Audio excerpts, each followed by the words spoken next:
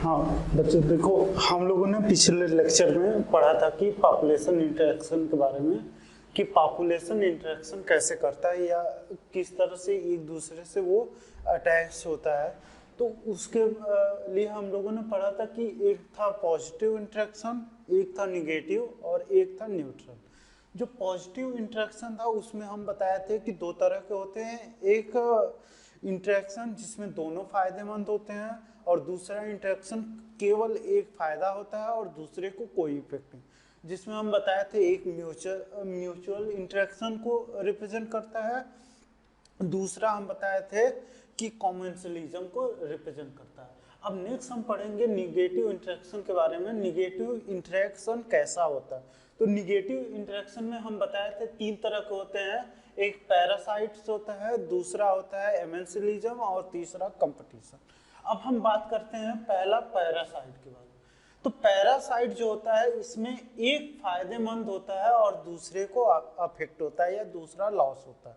तो अब जब हम ये पैरासाइट पढ़ेंगे तो पैरासाइट में तीन तरह के होते हैं, एक को कहते हैं एक्टोपैरासाइट, एक को कहते हैं एंडोपैरासाइट और एक को कहते हैं ब्रूड पैरासाइट। देखो नाम से ही क्लियर हो रहा है। पहला एक्टो वर्ड आता है आउटर के लिए, ठीक, एक्टो वर्ड आता है आउटर के लिए। और पैरासाइट हम बता ही चुके हैं कि जो दूसरे के ऊपर ग्रो करे। सिंपली यहां पर अगर बात करें, parasite grow on living host, ठीक है, तो ये ग्रो करता है लिविंग होस्ट पर। तो आउटर पैरासाइट अगर हम कहें कि एक्टो पैरासाइट को रिप्रेजेंट करना हो तो ये क्या करेगा, आउटर सरफेस पर ग्रो करेगा, ठीक है, ये कहां पर ग्रो करेगा, आउटर सरफेस। एंडो नाम से क्लियर हो रहा है इनसाइड, तो ये कहां पर ग्रो करेगा, grow inside of the body parts, ठीक है। ये कहां पर ग्रो किया, इनसाइड बॉडी पार्ट में। अब बॉडी का कोई भी पार्ट हो जाएगा, जैसे कि कोई भी इंटेस्टाइन हो रीजन हो गया,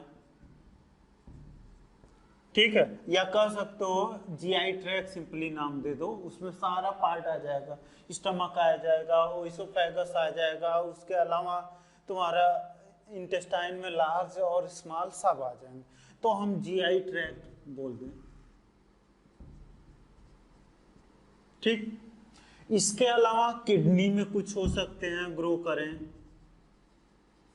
लीवर में कुछ होते हैं, कुछ पैंक्रियाज रीजन में होते हैं,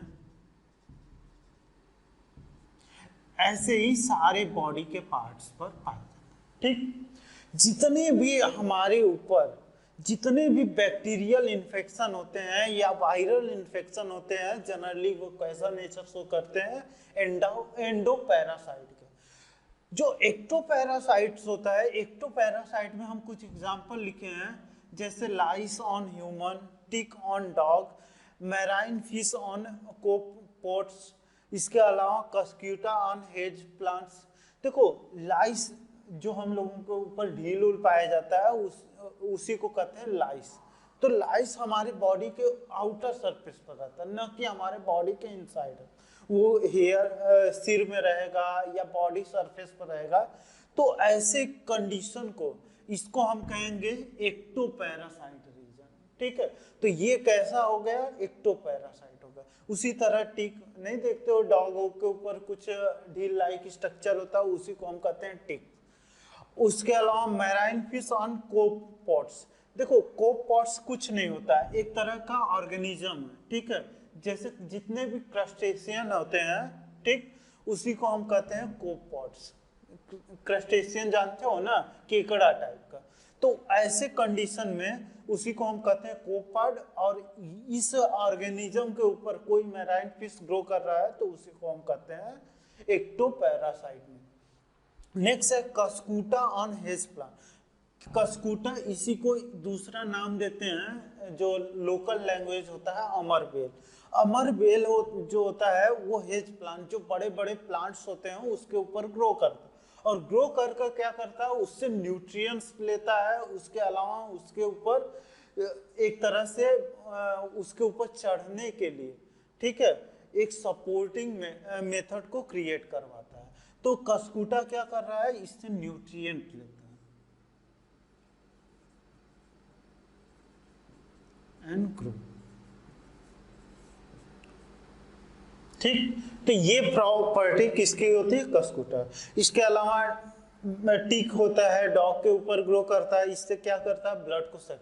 लेकिन तुम लोग सुने होंगे मॉस्किटो, जो मॉस्किटो होता है वो क्या करता है कि बॉडी से, हमारे बॉडी से ब्लड सक करता है, लेकिन कभी भी हम मॉस्किटो को ये नहीं कहते हैं कि वो पैरासाइट है हमारे बॉडी के ऊपर।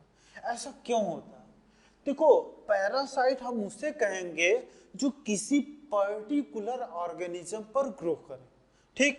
लेकिन जो मॉस्किटो होता है वो क्या करता है, किसी भी ऑर्गेनिज्म पर ग्रो करे, चाहे वो ह्यूमन हो या जितने भी एनिमल्स होते हो, उसको भी, उससे भी ब्लड सक करता है। इवन इसके अलावा फूल से भी सर्टेन नेक्टर को सक करता है।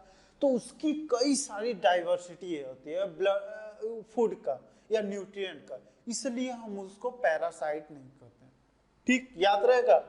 अब नेक्स्ट आते हैं एंडोपैरा। अभी बताएं कि एंडोपैरासाइट मतलब इनसाइड ऑफ द बॉडी।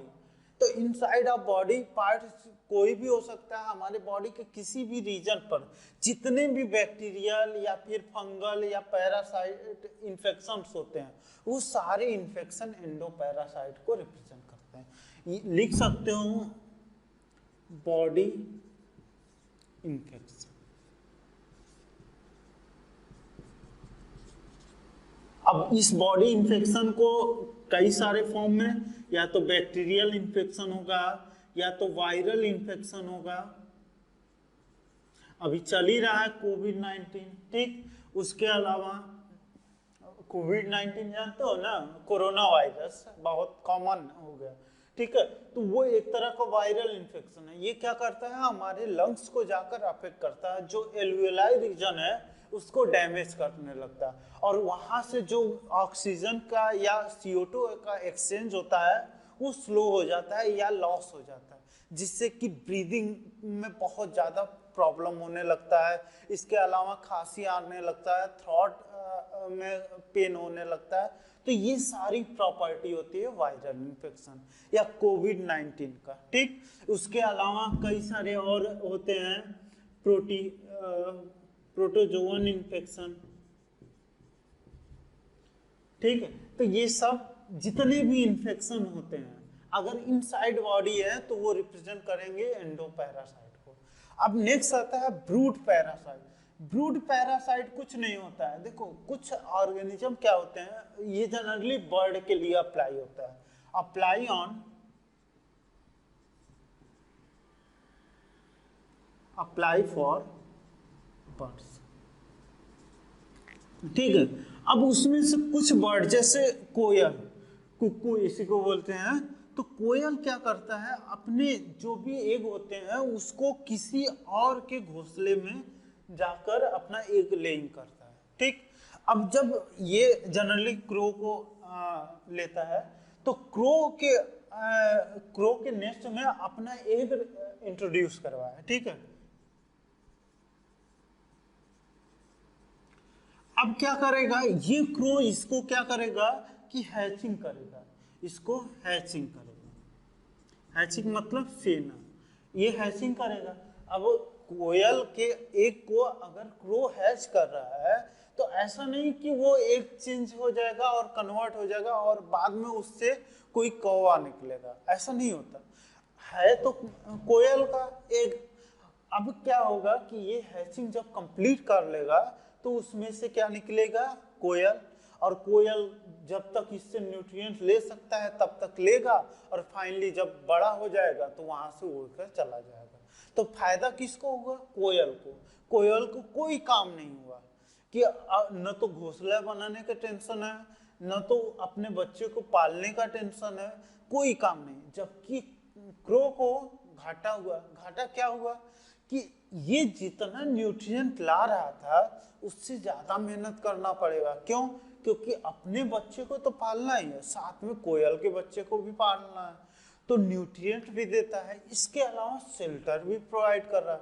तो इसको तो लॉस हुआ, फाइनली क्या निकला उससे? कोयल, और इसको कोई फायदा नहीं हुआ। तो इसलिए इसका लॉस होता है, इसको फायदा होता है, और ऐसे कंडीशन को हम कहते हैं पैरासाइट। ठीक, तो ये प्रॉपर्टी होती है पैरासाइट की।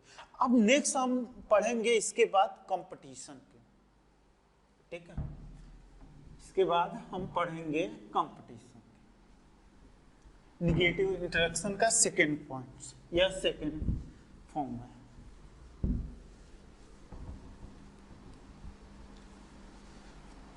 नेक्स्ट आता है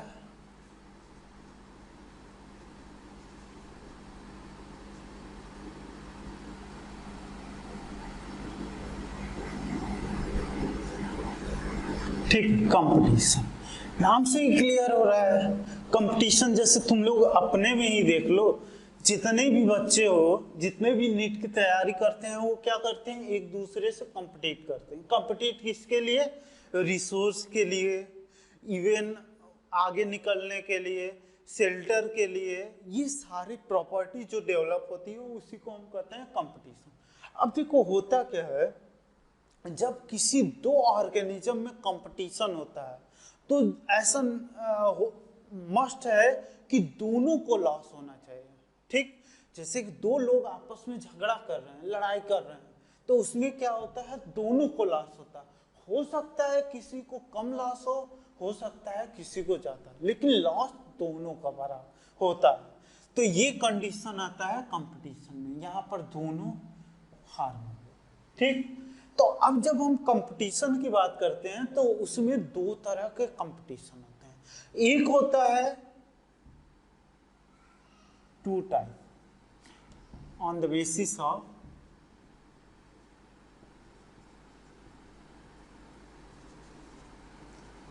शेल्टर एंड रिसोर्स। ठीक है, रिसोर्स के लिए और शेल्टर के लिए। तो जब ये कंपटीशन स्टार्ट होता है तो दो तरह का होता है। एक होता है inter specific competition,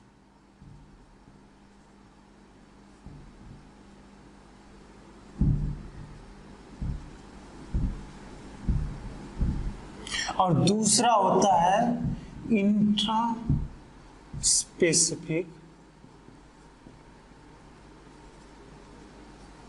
competition.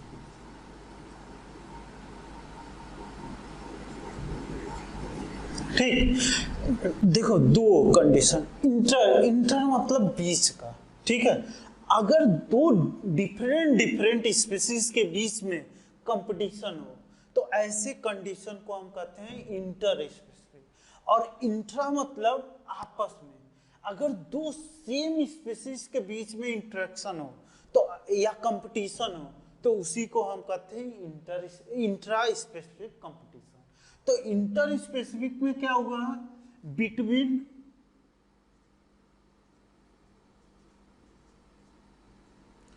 To different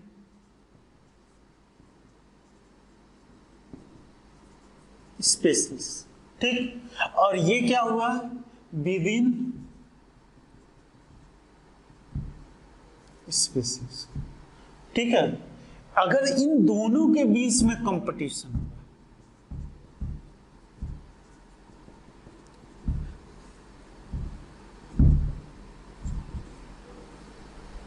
ठीक है, तो अगर दो डिफरेंट स्पीशीज के बीच में कंपटीशन हो रहा तो ऐसे कंडीशन को हम कहते हैं इंटर स्पेसिफिक कंपटीशन।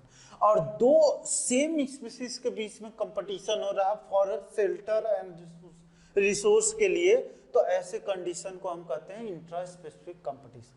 अब जब हम इंटर स्पेसिफिक की बात करते हैं तो इसमें एग्जांपल याद रख लेना। जैसे सिंपल सा तुम लोग सोच लो, डियर और एंड लायन के बीच, डियर और लायन के बीच में नहीं, इसमें दो डिफरेंट स्पीशीज ना, तो इसमें याद कर लेना तुम लोग हाँ, एक एग्जांपल है अमेरिका, अमेरिकन कोस्टल,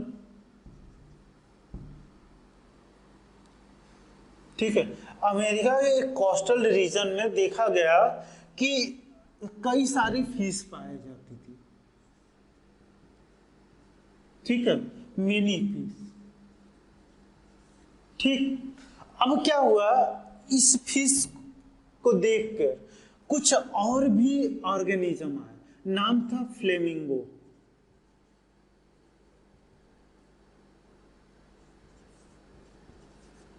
ठीक है। फ्लेमिंगो क्या किया कि इस लेक पर या इस कोस्टल रीजन पर विजिट किया। जब विजिट किया तो यहाँ पर जो फिश पाई जाती थी, जो इसकी नेटिव फिश थी, अब क्या की कि इसके नेटिव फिश का कुछ न कुछ फूड प्रोडक्ट होगा, और उस फूड प्रोडक्ट को हम कहते थे जू प्लैंकटन, ठीक।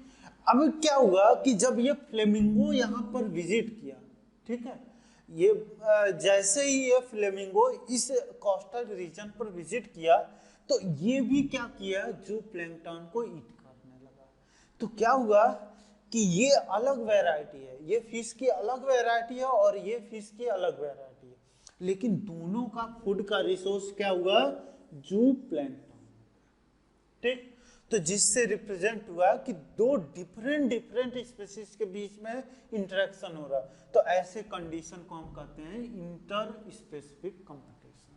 नेक्स्ट आता है इंट्रा स्पेसिफिक कंपटीशन, और इंट्रा स्पेसिफिक कंपटीशन तुम लोग बहुत देखे होंगे।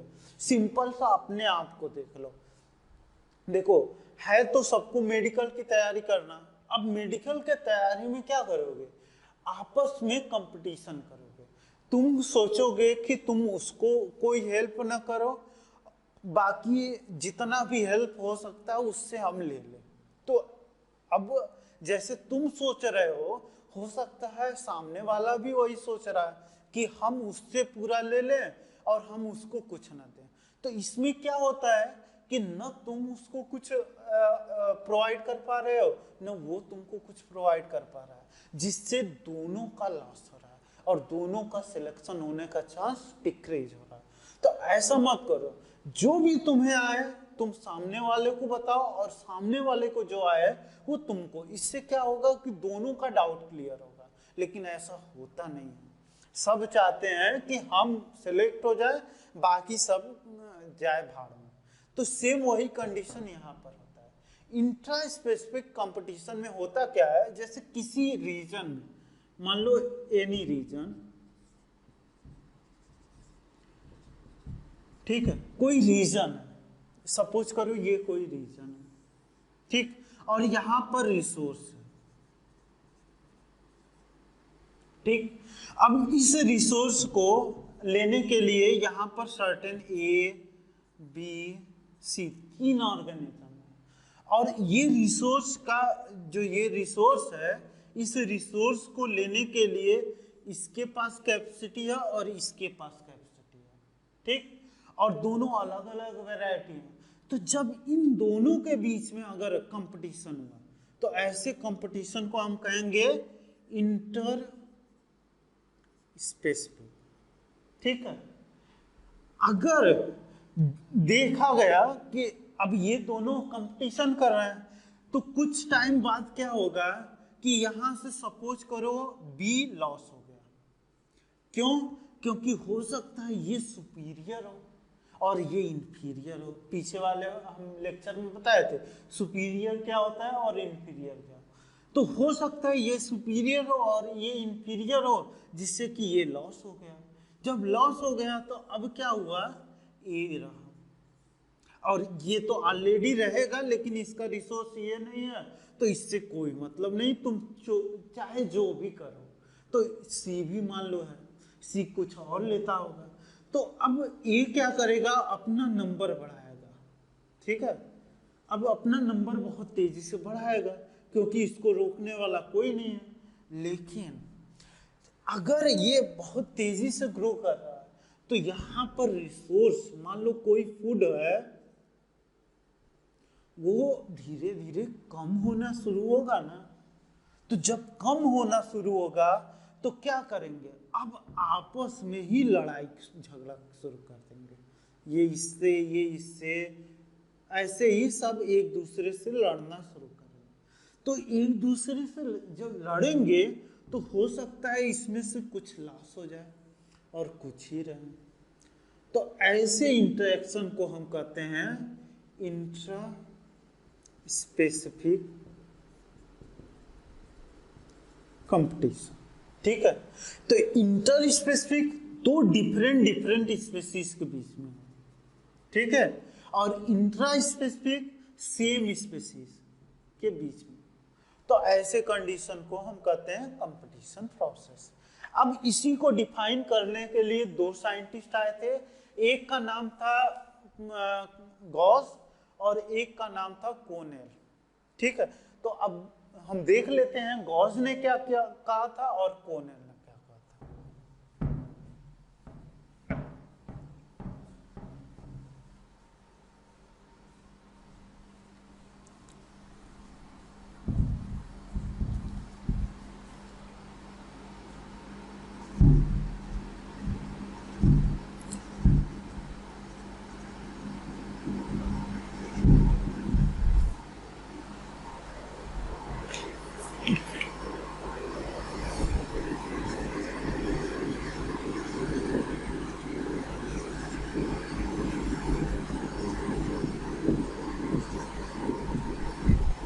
देखो, गॉस ने बताया था किसी भी रीजन में दो तरह के स्पेसीज पाए जाते हैं।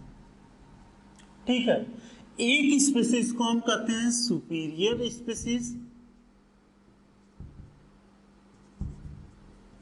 और दूसरे स्पेसीज को हम कहते हैं इंफीरियर स्पेसीज।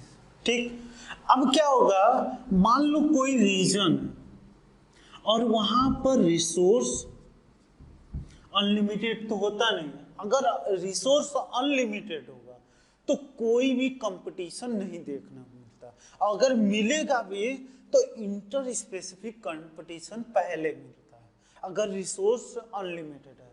अगर रिसोर्स लिमिटेड होगा तो पहले इंटर स्पेसिफिक कंपटीशन होगा और बाद में इंट्रा स्पेसिफिक कंपटीशन होगा। ठीक, लेकिन हम यहां पर क्या कर रहे हैं, रिसोर्स को लिमिट में रख रहे हैं।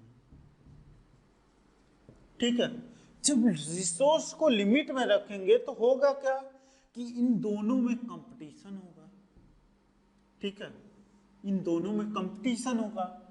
अब कंपटीशन होगा, जैसे सिंपल से सोच लो, ये सुपीरियर है तो ये कुछ इस तरह का,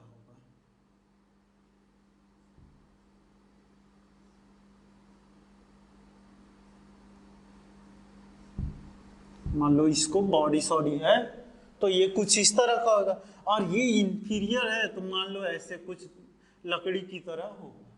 ठीक है, अब इन दोनों को लड़ाई करा दो और इसको मान लो पैक वैक है, 6 पैक है। ठीक, तो अब इन दोनों को लड़ाई करा दो, तो लड़ाई करवा दोगे तो कौन जिंदा रहेगा, ये तो इसको गिरा कर मारेगा और कुछ टाइम बाद इसको निपटाएगा। तो जब ये निपट जाएगा तो अब कौन बचा, यही बचा ना। तो इसी को कहते हैं कि ये क्या करेगा, एक्सटिंक्ट कर देगा।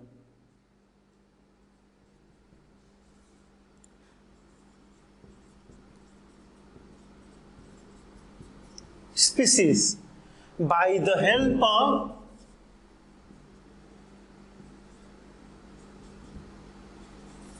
Of competition. कंपटीशन के थ्रू इसको क्या किया, खत्म कर दिया।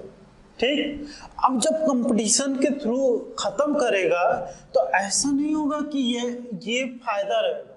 ठीक है, जब कंपटीशन होगा, ठीक है, हाँ, कंपटीशन जब होगा तो ऐसा नहीं कि इसको फायदा हो गया, जैसे लड़ाई करेगा तो ये इसको मारेगा, तो क्या ये ऐसा है कि शांत होकर मार खाता रहेगा। जब जान जाएगा कि नहीं, हम कुछ नहीं कर सकते हैं, लड़ना ही लास्ट चांस है, तो इसके पास भी एड्रेनलिन सीक्रेट होगा। ठीक है, एड्रेनलिन सीक्रेट होगा, और ये क्या है, एक तरह का पावर बूस्टर हार्मोन है। और जैसे ही एड्रेनलिन सीक्रेट हुआ तो अब इसके पास भी कुछ ताकत आ जाती है, भले से वो लास्ट में खत्म हो जाए, लेकिन क्या करेगा, इसको भी कुछ ना कुछ निपटाएगा, कुछ निपटाएगा। मान लो ये 10 मार रहा है तो ये इसको 1 तो मारेगा, और 1 मारेगा तो वो भी पूरा जोर लगा। ठीक, अब जब जोर लगा कर मारा तो इसको भी लॉस हुआ, इसको भी लॉस हुआ, लेकिन मेजर लॉस कौन शो किया, इंफीरियर स्पीसीज। और फाइनली क्या किया, ये एक्सटिंक्ट हो। जब ये एक्सटिंक्ट हो जाता है तो अब क्या हो गया, केवल और केवल कौन बचा, सुपीरियर, और ये क्या करेगा, सरवाइव करेगा।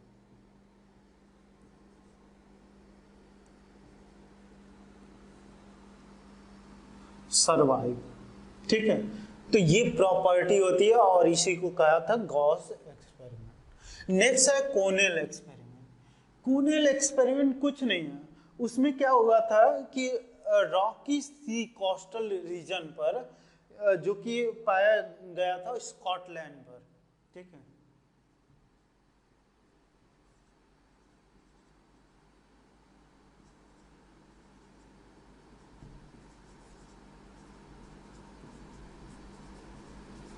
ठीक है, rocky sea coast of Scotland में देखा गया कि एक स्पीसीज था, ठीक है, जो कि आर्थ्रोपॉड था, नाम था बर्नकल्स।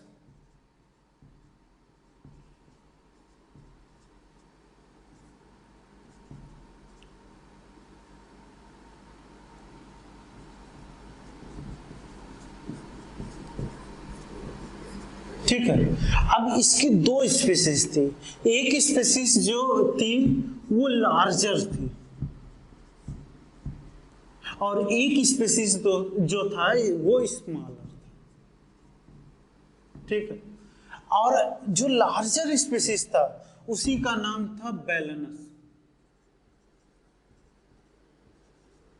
ठीक है, और दूसरा का नाम था कैथामेलस।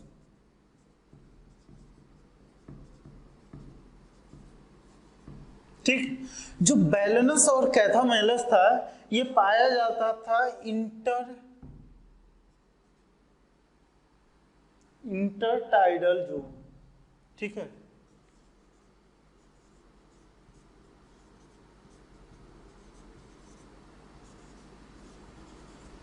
ठीक, अब देखो जो बैलेनस था ये कैसा था, लार्जर था।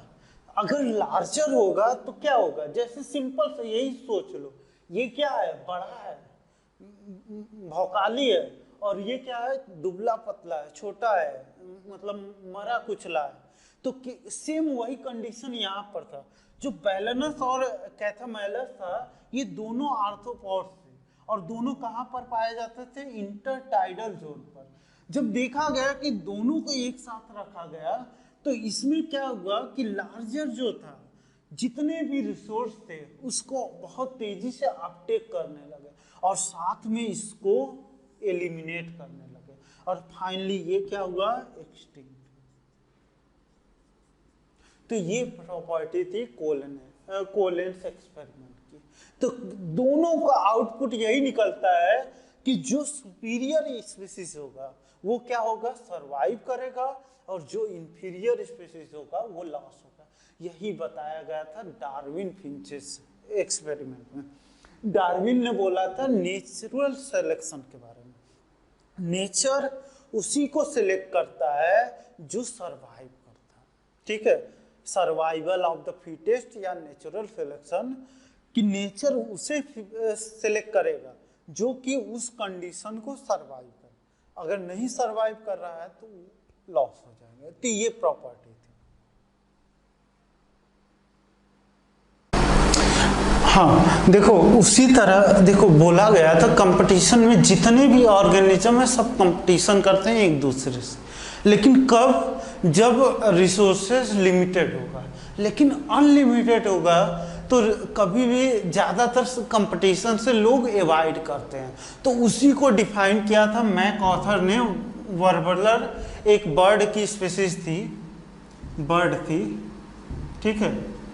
तो इस बर्ड को उन्होंने जब देखा तो इसकी 5 स्पीशीज को इन्होंने कंसीडर किया, और 5 स्पीशीज को जब देखा तो इसमें देखा कि जो ये 5 स्पीशीज थे, इनका जो रिसोर्स था डिफरेंट, जबकि है किसके, वर्बलर स्पीशीज है, ठीक है। लेकिन जितने भी स्पीशीज हैं सबका रिसोर्स अलग है। जब रिसोर्स अलग होगा तो ये क्या कंपटीशन, जैसे एक आईटी का लड़का हो और एक मेडिकल का लड़का हो, ठीक है, और दोनों का फंक्शन क्या है, अलग अलग है। एक को मेडिकल में जाना है और एक आईटी में। अब क्या होगा कि मान लो आईटी वाले को कोई क्वेश्चन नहीं आ रहा फिजिक्स का, तो मेडिकल वाले को आ रहा है। बहुत रेयर कंडीशन है, मान लो कि आईटी वाले को फिजिक्स का क्वेश्चन नहीं आ रहा है और मेडिकल वाले को आ रहा है, तो क्या करेगा, आईटी वाला पूछेगा कि भाई हमें ये क्वेश्चन बता दो। लेकिन अगर उसी साथ में कोई मेडिकल का आ गया और बोलेगा कि हमें भी ये क्वेश्चन बताओ, तो कोशिश करोगे कि मेडिकल वाले को ना बताकर आईटी वाले को केवल बताए। क्यों? क्योंकि आईटी से कंपटीशन कम है लेकिन मेडिकल से ज़्यादा है। तो यही सेम कंडीशन यहाँ पर अप्लाई होता है कि अगर कोई भी ऑर्गेनिज्म का रिसोर्स अलग अलग हो, सबका शेल्टर अलग अलग हो, तो वो आपस में कोई भी कंपटीशन नहीं शो करते। तो ये क्या करते हैं, एवॉइड कंपटीशन, ठीक है। तो ये प्रॉपर्टी मैकऑथर ने बोला था कि कोई भी ऑर्गेनिज्म अगर होगा तो वो तभी कंपटीशन करेगा जब रिसोर्स सिमिलर हो, सेम हो, और साथ में क्या हो कि वो लिमिटेड हो, ठीक है, अनलिमिटेड ना हो, तब वो कंपटीशन करेगा। अगर नहीं है ऐसा कंडीशन तो वो कंपटीशन नहीं करेगा। ये प्रॉपर्टी मैकऑथर ने बोला। अब इसके बाद हम लोग लास्ट पढ़ेंगे म्यूचुअलिज्म। म्यूचुअलिज्म में हम बता चुके हैं पहले ही सिम्बियोसिस, ठीक है। तो हम कुछ ही का नाम लेंगे म्यूचुअलिज्म में। हम बता चुके हैं कि सिम्बियोसिस इसका एग्जाम्पल है। इसी को दूसरा नाम भी बोलते हैं, ठीक है। और इसमें एग्जाम्पल हम बता चुके हैं। लाइकेन किसे कहते हैं, तुम लोग वीडियो पॉज कर कर लिखना कि लाइकेन में कौन कौन ऑर्गेनिज्म होते हैं और एक दूसरे से कैसे वो इंटरेक्ट करते हैं, ठीक। सेकेंड है माइकोराइजा,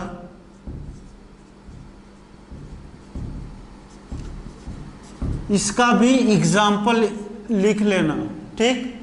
थर्ड है नाइट्रोजन फिक्सिंग बैक्टीरिया,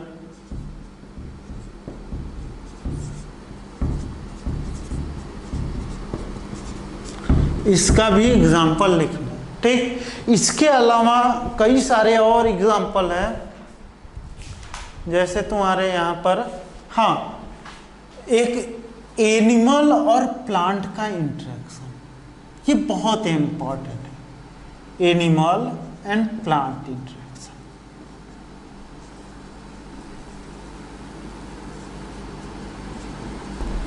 ठीक, एनिमल और प्लांट एक दूसरे से कैसे इंटरेक्ट होते हैं, इसके बारे में पूछता है।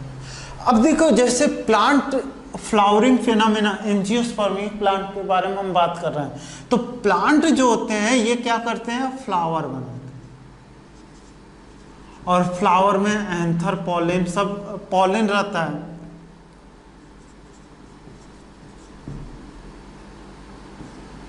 और तुम लोग नाम सुने होंगे, अभी जब रिप्रोडक्शन पढ़ाया जाएगा तो उसमें रिप्रोडक्शन इन फ्लावरिंग प्लांट है। तो जो फ्लावरिंग प्लांट है उसमें पॉलिन को ट्रांसफर करना होता है स्टिग्मा पर। तो जब पॉलिन ट्रांसफर होता है स्टिग्मा पर, तो उसको ले जाने के लिए कोई न कोई वाहक होता है, कोई न कोई वेक्टर होता है। तो मोस्ट कॉमन जो वेक्टर होता है वो एनिमल्स आते हैं, या कह सकते हो जितने भी लिविंग ऑर्गेनिज्म है जनरली वो होते हैं, और उसमें भी सबसे ज़्यादा अगर देखा जाए तो हनी बी का आता है, मधुमक्खी का। तो जब मधुमक्खी को देखा जाए तो ये क्या करता है, पॉलन को एक जगह से दूसरे जगह ट्रांसफर करने की प्रॉपर्टी इसमें पाई जाती है। अब जब एनिमल पॉलन को ले जाता है, ठीक है, एनिमल अगर पॉलन को ले जा रहा है तो बदले में एनिमल को क्या मिल रहा है, मधुमक्खी आखिर फूल पर जाती है तो मधुमक्खी को क्या फूल से मिलता है, नेक्टर मिलता है, ठीक है। उसको जो शहद बनाने के लिए जो जरूरत रहती है वो मिल जाता है, इसके अलावा उसको भोजन मिल जाता है, या कह सकते हो वही नेक्टर है। तो ये प्रॉपर्टी होती है किसकी, एनिमल और प्लांट के इंटरेक्शन की। इसके अलावा कुछ और इंटरेक्शन है इसमें तुम्हारे, जैसे कि एक है, हाँ, ऑफ्रिस और ऑर्किड का इंटरेक्शन।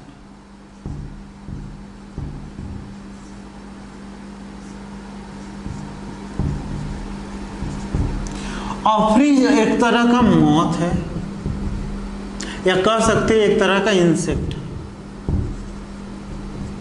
ठीक है, और ऑर्किड एक तरह का प्लांट्स, ठीक।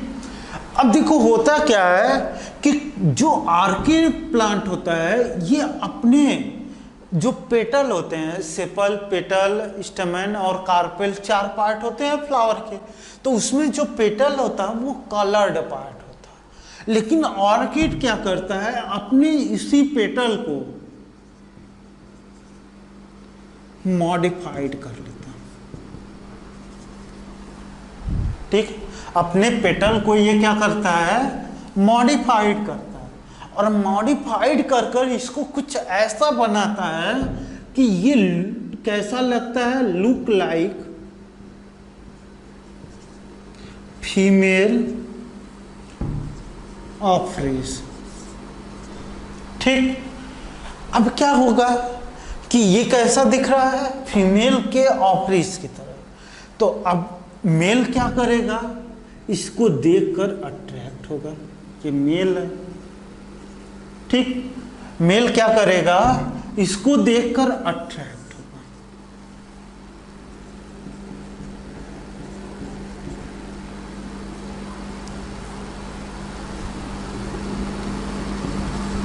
अट्रैक्ट हुआ।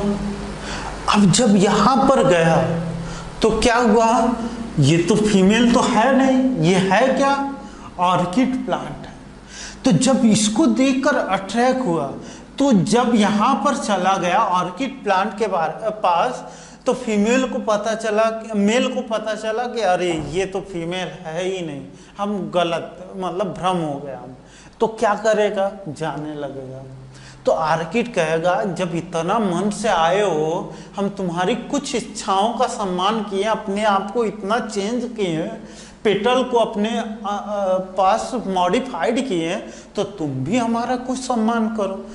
तो कहेगा ठीक है, जब आए हैं तो ठीक है, दे दो कुछ। तो देगा क्या, ये इसको प्रोवाइड कर देगा अपना पॉलन, ठीक है। और पॉलन लेकर अब क्या करेगा, ये ऑफ्रिस सेकेंड ऑर्किड प्लांट के पास, ठीक है, विथ पॉलन,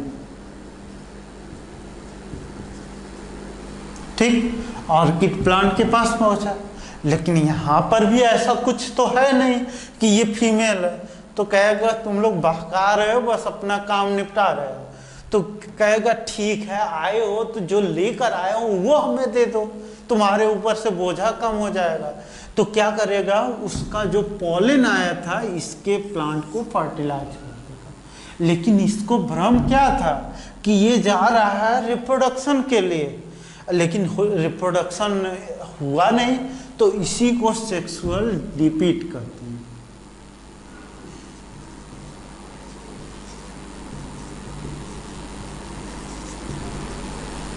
ठीक है, सेक्सुअल डिसीट्स कहते हैं, डिपिट्सन।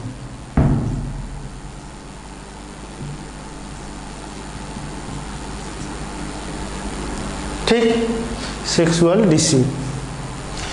अब ये पूरे प्रोसेस को हम कहते हैं स्यूडो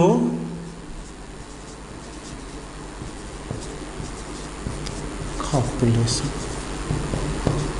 स्यूडो मतलब होता है फॉल्स, कॉपुलेशन मतलब रिप्रोडक्शन। ठीक, तो फॉल्स रिप्रोडक्शन हुआ, यहाँ पर रिप्रोडक्शन हुआ नहीं, लेकिन कोशिश उसी के लिए थी कि चाहे हम रिप्रोडक्शन करें।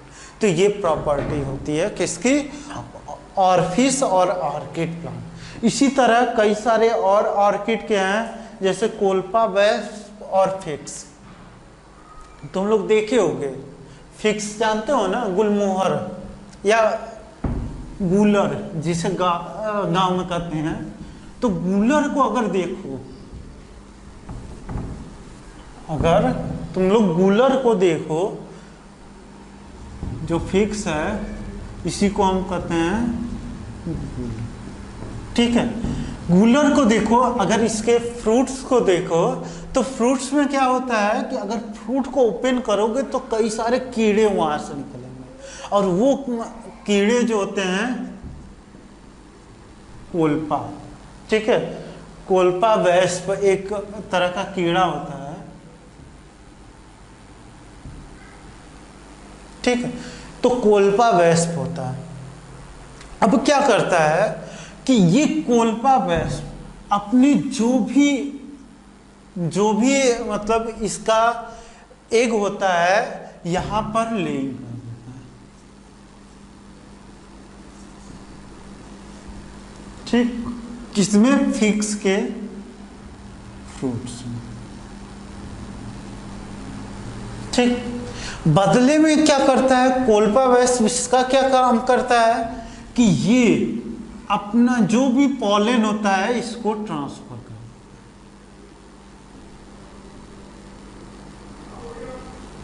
तो ये कोल्पा वेस्प क्या कर रहा है, फिक्स का जो भी पॉलन है उसको एक जगह से दूसरे फ्लावर पर ले जा रहा है। बदले में ये क्या कर रहा है, अपने एग को उसके फ्रूट में डाल दे रहा है। तो जब एग को डालता है तो दो पर्पस से, कि उसका एग तो प्रोटेक्ट रहेगा, और दूसरा जब ये ग्रो करेगा, फिक्स का जो सीड होगा या फ्रूट होगा या एम्ब्रियो का डेवलपमेंट होगा, तो यहाँ पर कई सारे न्यूट्रिएंट होते हैं। तो बदले में ये क्या दिएगा, shelter and protection, shelter, protection and nourish.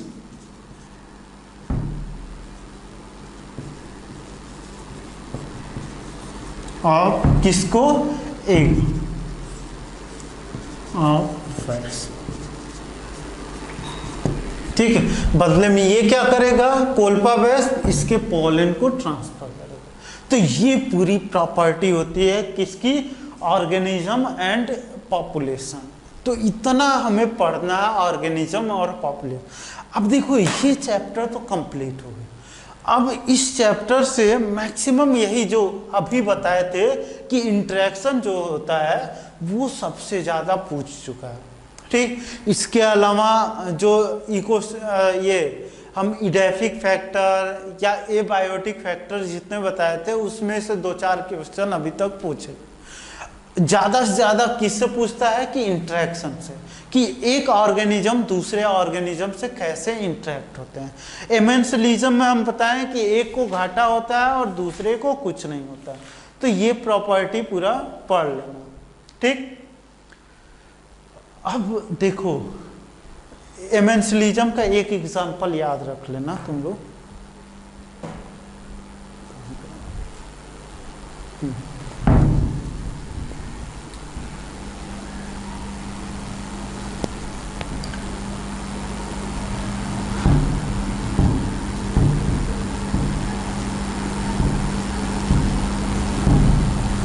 ठीक है,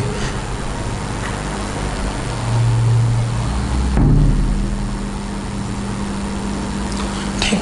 तो इसका एक प्रॉपर्टी मतलब इसमें क्या होता है, एक को घाटा होता है और दूसरे को कुछ नहीं होता, ठीक है। ये भी एक तरह का निगेटिव इंटरेक्शन है। अब देखो एमेंसलिज्म में एक प्रॉपर्टी याद रखना कि कुछ ऐसे प्लांट होते हैं, ठीक है, जैसे एक जुगलान फैमिली होती है,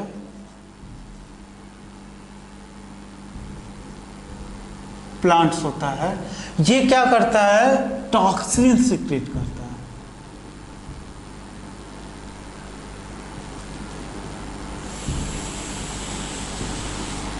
ठीक, जब ये टॉक्सिन सिक्रेट करता है तो होता क्या है कि उस रीजन में जितने भी अदर प्लांट्स होते हैं,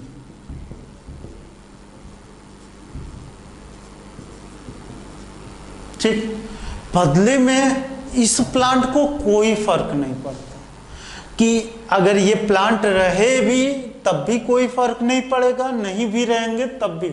लेकिन क्या किया कि टॉक्सिन सिक्रेट किया जिससे कि ये प्लांट डाई हो गए, ठीक है, जितने अदर प्लांट हैं। इसके अलावा कुछ फिश होते हैं, जैसे तुम लोग सुने होंगे एल्गल ब्लूम के बारे में,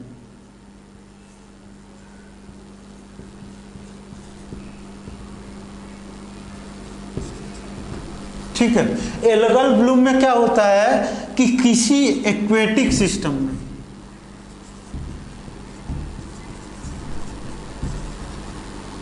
एल्गी का ग्रोथ बहुत ज्यादा हो जाता है, ठीक है, जिससे कि उस, मान लो ये पानी है तो इसमें एल्गी इतना ज्यादा ग्रो करेगा कि इस पूरे वाटर से ऑक्सीजन लॉस हो जाएगा। जब ऑक्सीजन लॉस हो जाएगा तो फाइनली इसमें जो भी लिविंग ऑर्गेनिज्म होंगे वो डाई होंगे। जैसे कि तुम लोग अभी देखते हो, कभी कभी पढ़ने में आता है कि जो दुर्गा कुंड है, तो दुर्गा कुंड में क्या होता है कि जो दुर्गा कुंड है उसमें कई सारी मछलियां मरी हुई पाई गई। तो ये ऐसा इसीलिए होता है क्योंकि वहां पर एल्गी का ग्रोथ बहुत ज़्यादा हो जाता है, जिससे कि उस वाटर में ऑक्सीजन लेवल लॉस हो जाता है या ख़त्म हो जाता है। तो जब ऑक्सीजन रहेगा ही नहीं तो मछली अपने आप मर जाएगी।